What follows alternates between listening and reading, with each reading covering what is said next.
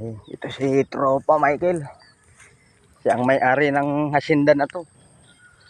Ayun. Umulan kasi kagabi. Baha.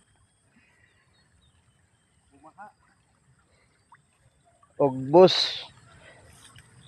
Kamote. Ogbos kamote. Ayan si Kabayan. Kung naalala nyo, dito kami nagbablog ng pagkuha ng upo. Wala ka dito nung nakuha kami ng upo. Dalawa lang nakuha namin. Oo nga. Iba yung kasama ko si Justin, yung tinatanim natin. Isang buwan lang din pala, no? Si Justin, nagpa-practice ng kanta, baka gustong mag-concert.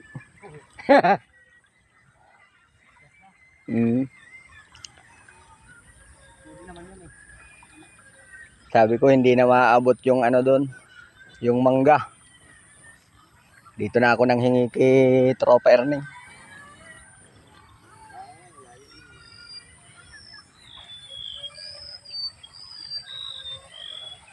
Ganito pag umaga dito sa farm ni Kabayan. Ayan, may alaga rin siyang baka. Simpleng life. Buhay probinsya. Buhay probinsya. Ayan ang buhay probinsya. Routine pag umaga. Diskarte ng mga pananim. Walang marites. Wala. Ang martes dito laing lang. At saka yung agos ng tubig. Malayo sa toxic. Tingnan mo naman. Tahimik. Ang maririnig mo lang dito sa probinsya yung ano, huni ng ibon, kurokokok. Malayo sa toxic. Wala.